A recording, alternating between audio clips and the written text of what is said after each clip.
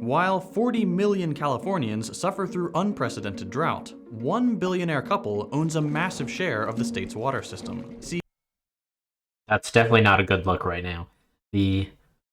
For folks who might not be aware, though you probably are specifically avoiding news if you're not, which is California just had a very serious fire. They're actually in the midst of continued safety measures and concern around resurgence of fire. And so one of the issues that has recently sprung up is that they ran out of water while they were trying to put out the fires in California. And so there's been so many questions around this. Some people you might have seen about, I think it's the smelt fish. It's like a tiny fish, like an anchovy or something like that. That's an endangered species that California has water running off into to protect it. But generally speaking, that's been one of the key factors people are blaming, just general unpreparedness. But there's many, many questions on what happened to the water, why is it gone? And so I'm definitely looking forward to seeing what this is, but these people, I'm sure, are going to get a lot of hate mail after people see this video. In a series of secretive meetings 2 decades ago. That system was largely paid for by the very taxpayers whose water these billionaires hold hostage. Ouch. That's definitely getting worse real quick. Nothing worse than taking money from the people and then taking away water from them and then letting their homes burn down. That's like the trifecta of terrible things you could do to a human being. So already off to a pretty intense start. We'll see where they take it. Urban water systems are desperate for water, but in 2023, they'll receive just 5% of what they requested from the state. The Resnicks are the biggest farmers in California. As of 2007, they owned 4 San Francisco's worth of farmland. And nearly half of Americans buy at least one of their products. Their pistachios, their pomegranate juice, their mandarins, their flowers. It's all under one massive umbrella. I didn't know pomegranate juice and pistachios were all under the same umbrella, or those halos. Well, that's interesting. For San Francisco's worth, that's a lot of space. I do aspire personally to have one San Francisco to myself, but 4 is just greedy. The Wonderful Company, a privately owned company worth at least $5 billion. The majority owners, the Resnicks, are worth at least $8 billion. How were they able to take over such a large percentage of what should be a shared public resource? This is The Classroom from More Perfect Union, and today we're looking at how the Resnicks got rich. Linda is a former child actress, the daughter of Jack Harris, a successful movie distributor of the 1950s, most well known for The Blob. Starring Steve McQueen and a cast of exciting young people. At 19, she founded her own advertising agency. Stewart was born to a middle-class New Jersey family and started his first business, a janitorial service, in grad school. He eventually acquired American Protection Services, a burglar alarm and security company. Linda approached him about marketing services for the company, and they hit it off, not knowing that one day they'd work together to take over California's water. The Lovebirds became business partners. They bought Teleflora, the flower delivery company, and the Franklin Mint, purveyors of inane little tchotchkes. Linda was the marketing person, and Stewart was in charge of business. As Linda told the LA Times in 1993, "I've always said that Stewart and I together make one perfect person, like little salt and pepper shakers." That is pretty cute, though, I gotta say. Other than the terrible atrocities that they seem to have put onto tens of thousands of people, that was at least a cute moment by this couple. They also seem to have somewhat middle-class-ish backgrounds.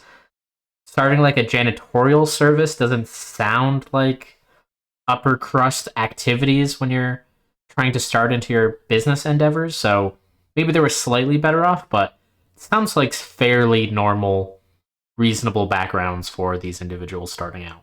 In the late 80s, they found their primary industry, agriculture.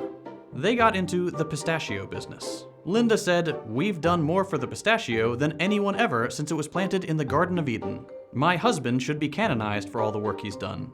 They started branching into other products, almonds, pomegranates, citrus, wine, and acquiring more and more land to cover it, including some very important land in Kern County, which granted them water rights in the area. As the Resnicks were building their empire, the state of California was building new water infrastructure with taxpayer money. California's natural water supply is very inconsistent. Vastly differing amounts of rainfall means the state can go from surplus to drought and back very easily. So they build water banks to store water during surpluses to have during droughts. One important storage facility is the Curran Water Bank, started in 1988. The facility was built with hundreds of millions of taxpayer dollars, which could have been a good thing. The people of California would have owned the water. But there were two Californians thirstier than the rest, and they wanted more water. Linda and Stuart Resnick, and they had a lot of political power. We'll get to that. In 1994, state water officials, water infrastructure contractors, and agricultural landowners with water rights arranged a secretive meeting at a resort in Monterey Bay, California. These groups, a mix of private companies and public agencies, rewrote California's water rules without any input from voters, taxpayers, or legislators. The new Wow, that sounds like corruption to me. I'm not sure what they're going to cover here, but already suspicious, as you can probably tell by this little cartoon that they have in the background of these very shady people with their hats and jackets on indoors, because they got to be ready, I guess, be on the run, even though they were at some probably like hotel luxurious area, actually holding this meeting in reality. New rules, called the Monterey Plus Agreement or the Monterey Amendments, were devastating for working Californians, and great for agriculture billionaires. The original code included urban preference, a long-standing rule that in times of drought, the state water board would give urban areas, where people live, access to water supplies before agricultural interests. Monterey axed that. That means that in times of drought, the water systems for normal Californians would have to buy water from private companies, because they weren't getting it from the state. The new agreement... Ooh, that's not that good. So they basically changed the prioritization of who gets water from the citizens in California to companies like farms and other things, so that presumably they don't lose their business or they don't lose out on some of their earnings over Californians actually getting water. That's a very odd prioritization, especially from what should be government regulated segment. That's definitely a very bad look for this group so far.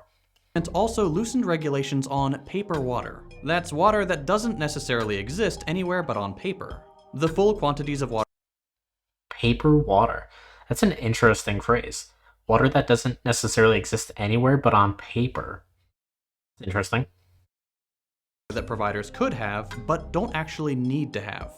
Today, 5 times as much water has been promised and sold as actually exists. And importantly, the meeting changed ownership of the Curran Water Bank. What once belonged to the state was transferred to a few private water contractors, one of which was Westside Mutual, a wholly owned subsidiary of Wonderful Foods.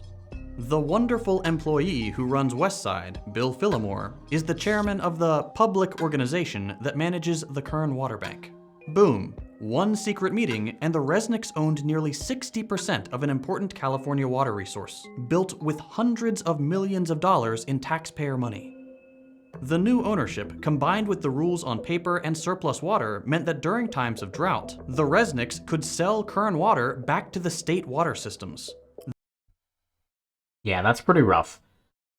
I think there was also a recent video from, I believe, Bernie Sanders talking about how we're in like an oligarchy right now, which generally means that obviously we're supposed to be in a democracy is how we're generally referred to the US.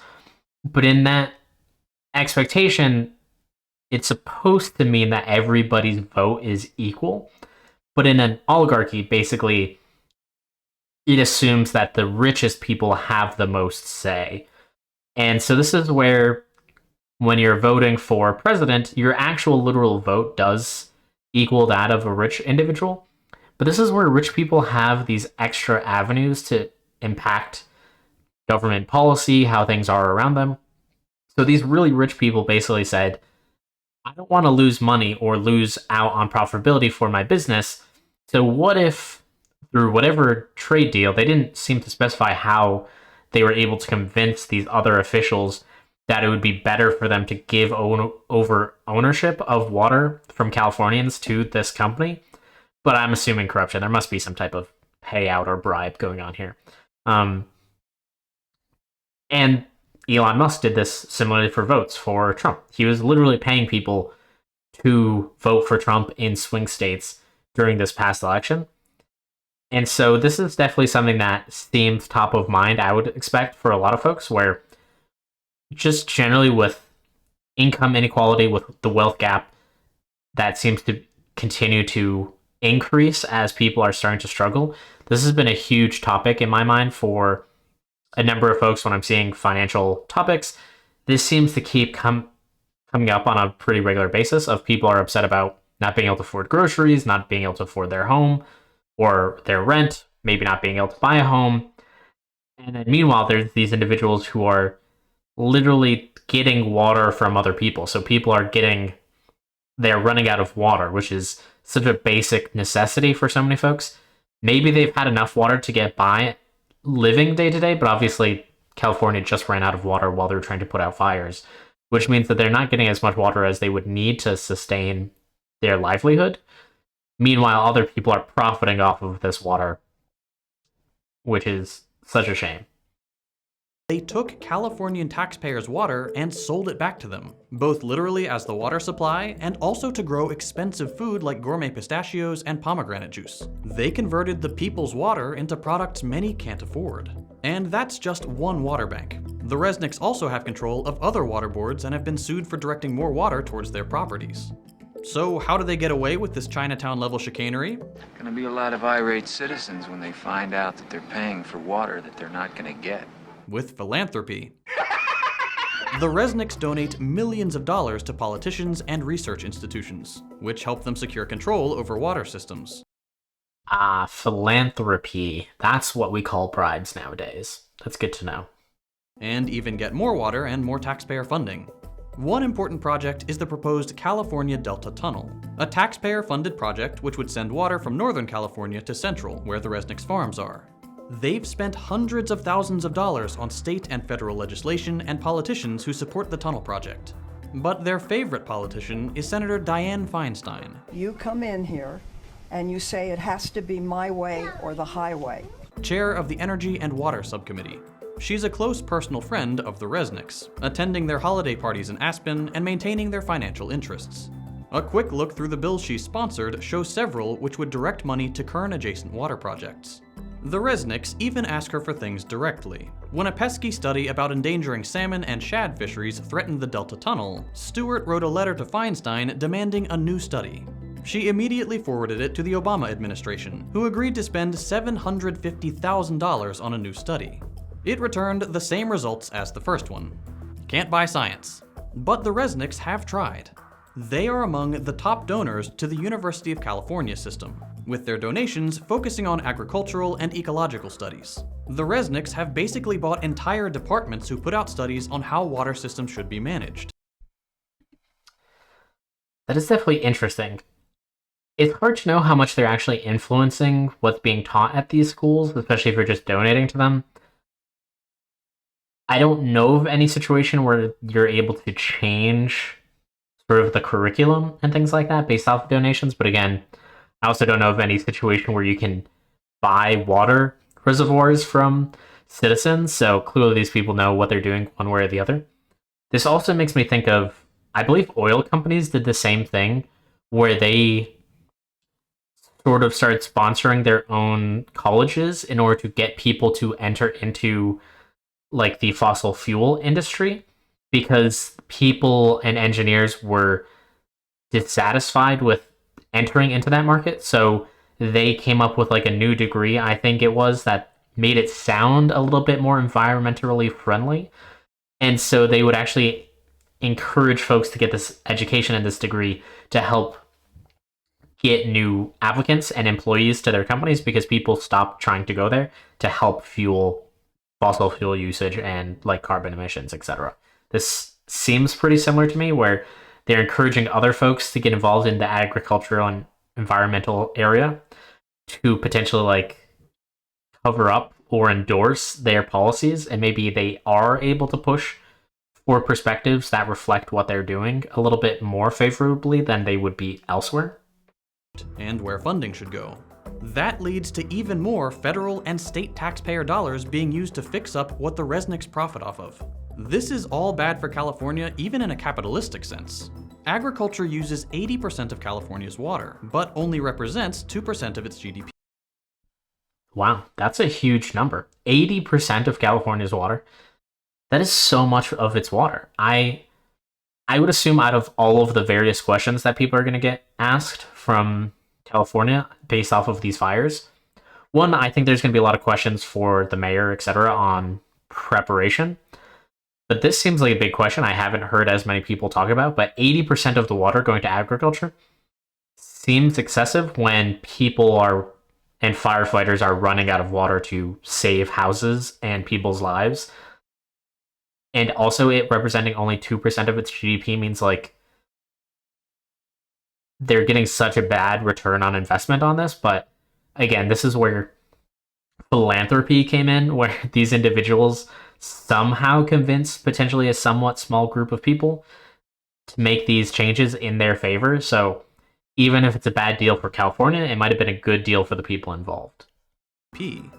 The Resnicks' water monopoly is just one way their quest for wealth hurts the rest of us. They allegedly lobby for increased tensions with Iran to keep embargoes on superior Iranian pistachios. Their giant crops lead to monocultures which kill important pollinators. They siphon taxpayer dollars into the company town charter schools they own, set up to train children to work for their farms. And of course, like any company of this size, they exploit their workers. We need to treat water for... That checks out.